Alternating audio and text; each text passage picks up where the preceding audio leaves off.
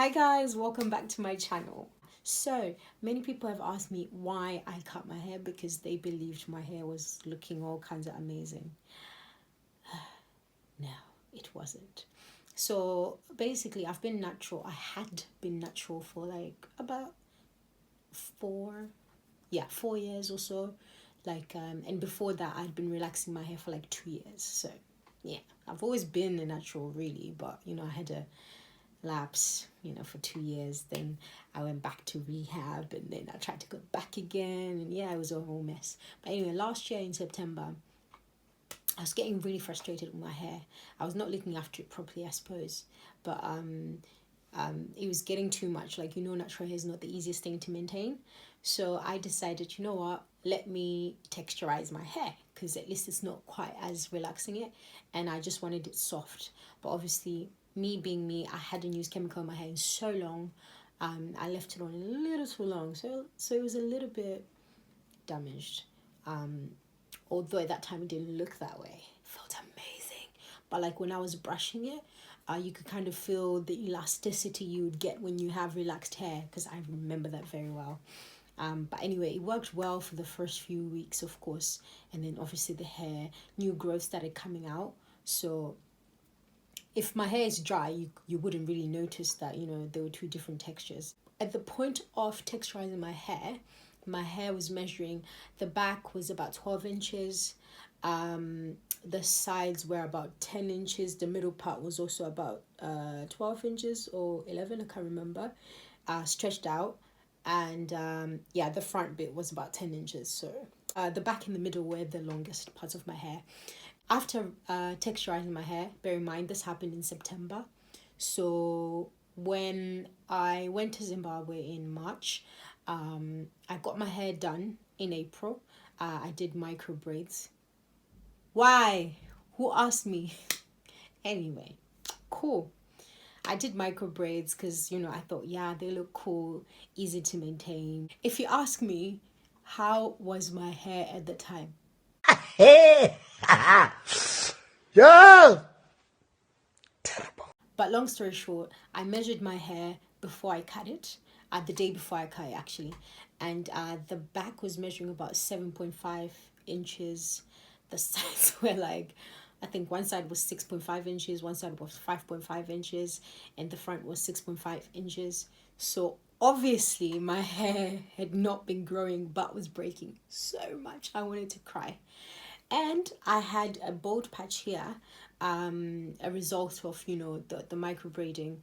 I'd had a bald patch there because of doing my hair too much. I was pulling it too much. The sad thing is I do my own hair, and I was pulling it too much on here, so it hadn't recovered when I got the micro braids done. And as you know, micro braids are so thin. They look popping though. They look good. They're so thin, so they used like only a little bit of hair and then the extensions. So obviously it was a bit heavy on the actual hair because my hair was thinning.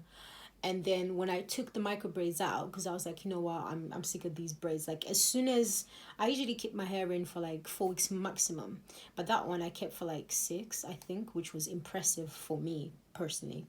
So anyway, as soon as hair is dangling, I have to take it out, otherwise it will fall off with my hair. And that's what happened. It fell off with my hair. So I took out the braids, and then I tried to do the whole doing my bun thing, and my bun was not even being a bun anymore, and I was really stressed out. And of course the bald patch was just there, it's bald and I can't do anything about it. I have a big forehead. I mean, like, the shape of my hairline is not the feminine, round face cute thingy. It's not. I look like a dude. So I was like, yo, this bald patch is not looking good. So I was really frustrated.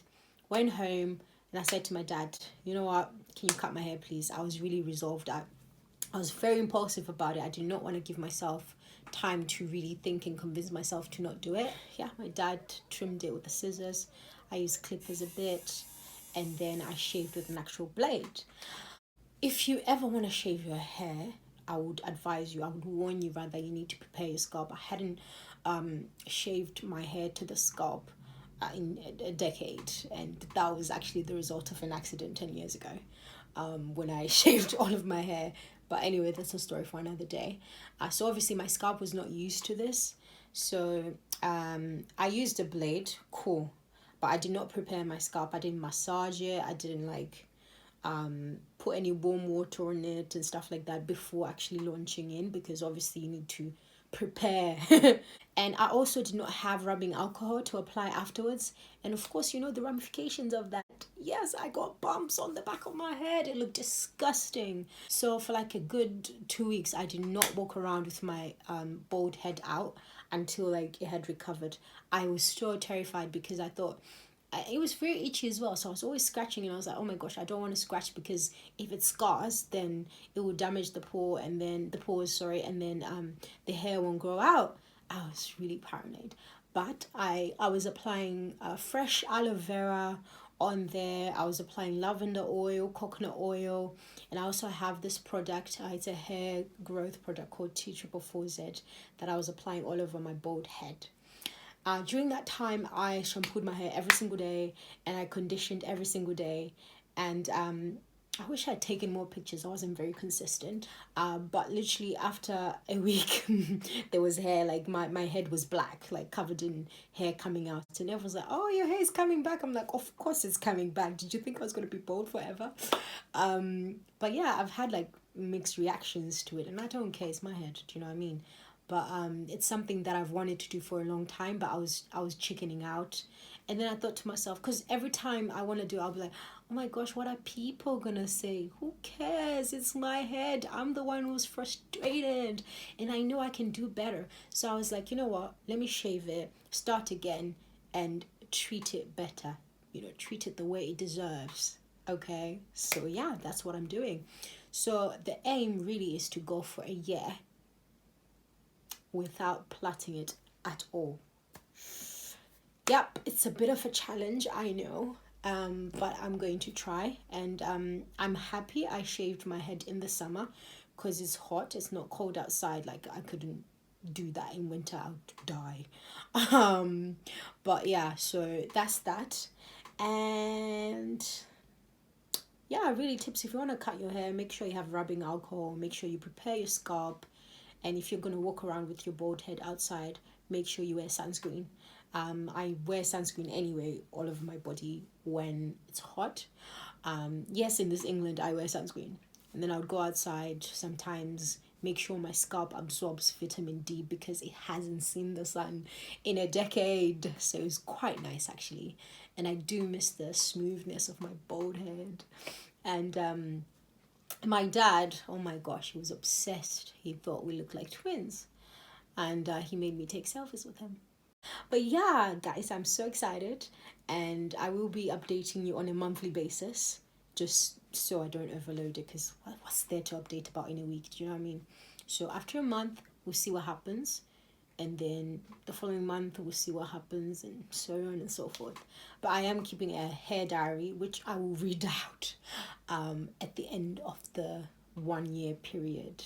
And we'll see how consistent I've been. Anyway, that is all for today. I'll see you next month on a hair update. If anything else pops up in my head, I will say, but the motto that I live by now is that if I don't have anything to say, I'll just shut up. I don't need to always talk, because I do talk a lot. Yeah. Anyway, catch you in the next video. Bye.